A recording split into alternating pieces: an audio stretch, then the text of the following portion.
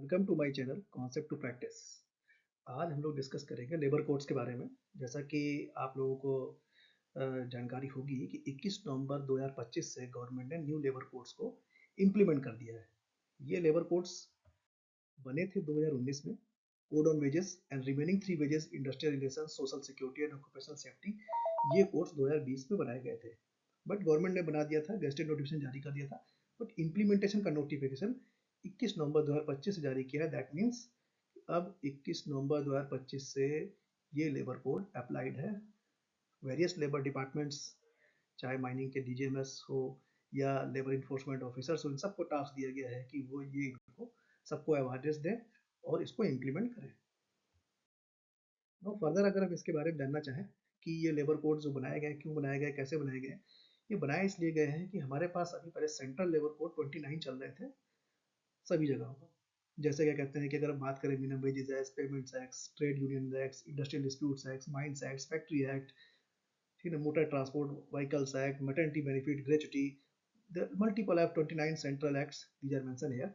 ये सारे आपके चल रहे थे और फिर गवर्नमेंट ने क्या डिसाइड किया कि इन सबको क्लब करके सिंप्लीफाई करने के लिए इनको 4 कोड्स में आपको क्लब कर दिया गया। जैसे कोड ऑन वेजेस जो केवल वेजेस की बात कर रहा है, जिसमें equal remuneration, minimum wages act, payment bonus act, payment of wages, ये सारी चीज़ों को इनको क्लब करके कोड ऑन वेजेस बनाया गया।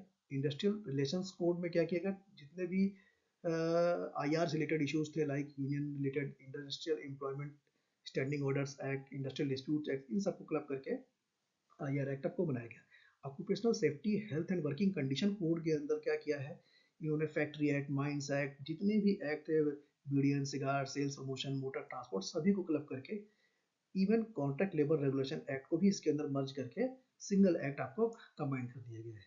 जब सोशल सिक्योरिटी की बात करें, जितने भी हमारे पास पहले एक्ट थे जो सोशल सिक्योरिटी प्रोवाइड करते थे, लाइक एम्प्लॉय रिलेटेड कंपनसेशन के लिए वर्कमैन कंपनसेशन, ESI, PF, इससे रिलेटेड जितने भी एक्ट थे, maternity act, gratuity, building and other construction work, ये सभी लोगों को क्लब करके, सभी एक्ट्स को क्लब करके सोशल सिक्योरिटी कोड के अंदर मर्ज कर दिया है। तो सो नाउ ऑनवर्ड्स हमारे पास क्या है, ये 29 सेंट्रल लेबर लॉ कंबाइंड हो गए हैं और सिंगल 4 एक्ट्स में डिफाइन हो गया है, जिनको अब कोड कहा जा रहा है।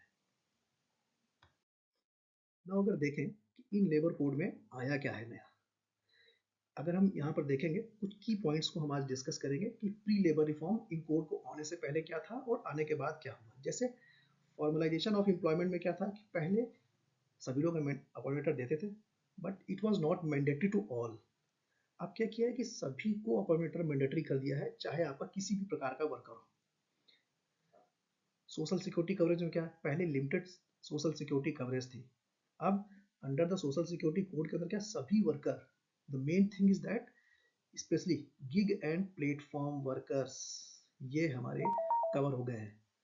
जैसे platform worker like Swiggy, Zomato, जो भी इनमें काम करते थे, अब इन सभी को PF और ESI के बेनिफिट मिलेंगे। प्लेटफॉर्म वर्कर क्या होते थे, जैसे कोई भी प्लेटफॉर्म का चल रहा है, जैसे स्विगी का ऐप है, जोमेटो का ऐप है, रैपिडो का ऐप है, जिनके थ्रू क्या कहते हैं कि कोई भी जो वर्कर है जो काम कर रहा है, उनके लिए डिलीवरी बॉय या सर्विस प्रोवाइडर, वो क्या होता है, कॉल लेता है और कॉल लेकर के उसको एग्जीक्यूट करता है, ठीक है ना, उसकी मर्जी कॉल लेगा, उसकी मर्जी जितने कॉल लेगा उससे पेमेंट मिलता है।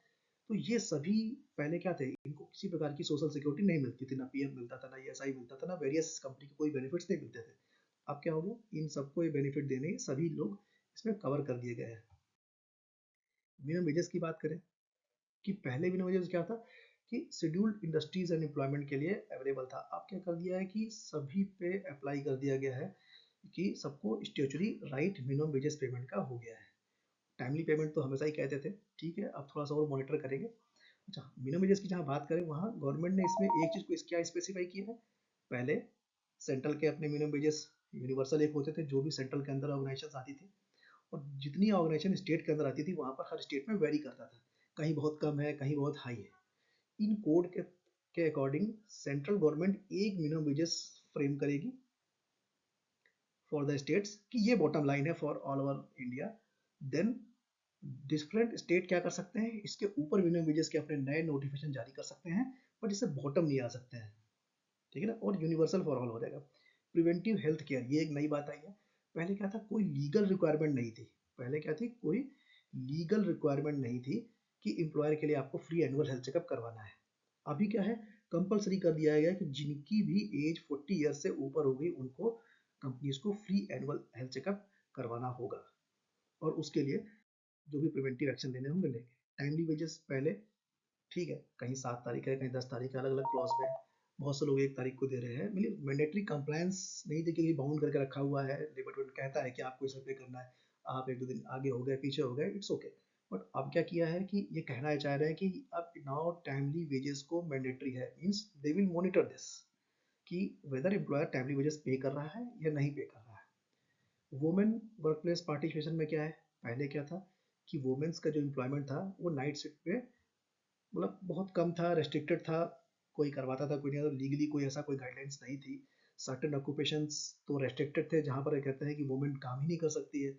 लेकिन अब क्या किया है कि वुमेन्स को परमिट कर दिया है एवरीवेयर काम करने के लिए नाइट शिफ्ट में, और सभी प्रकार के काम के लिए भी परमिट कर दिया है।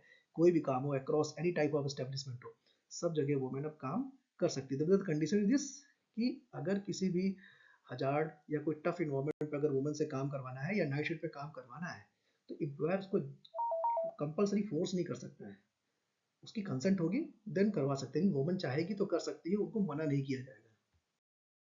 ईएसआईसी कवरेज की बात करें, पहले ईएसआईसी कवरेज क्या था कि आपको 10 एम्प्लॉइज पे था, नो डाउट। अभी भी 10 पे अप्लाइड है, 10 में 10 से 10 से ऊपर होंगे तो ईएसआई एप्लीकेबल होगा, ठीक है ना। सर्टेन पे 20 का भी क्लॉज था। और लेकिन अभी क्या हो गया है कि अब आपको अगर हजार्डस प्रोसेस वाली कोई भी कंपनी है तो वहाँ एक एम्प्लॉय भी होगा तो भी ईएसआई अप्लाई होगा। सेकेंड केस, पहले ईएसआई में क्या होता था कि सर्टेन अगर आपकी जहाँ भी इंडस्ट्री बनी हुई है उसके अगर आसपास नियर अबाउट रेंज पर अगर कोई भी डिस्पेंसरी ईएसआई की नहीं है या ईएसआई की यूनिट नहीं है, तो उस केस में क्या होता था, आपको ईएसआई कवरेज नहीं मिलता था। अब वो सभी कंपनीज, वो किसी भी जगह हो, किसी भी लोकेशंस में हो, कहीं भी इंडस्ट्री उनकी हो, सभी लोग ईएसआई कवरेज में पार्टिसिपेट करेंगे। कंप्लायंस बर्डन की बात होगी, पहले 29 डिफरेंट एक्ट से उनकी डिफरेंट कंप्लायंसेस थी, डिफरेंट रिटर्न्स थे, डिफरेंट रजिस्टर्स थे, लाइसेंस सब में अलग अलग लेने पड़ते थे।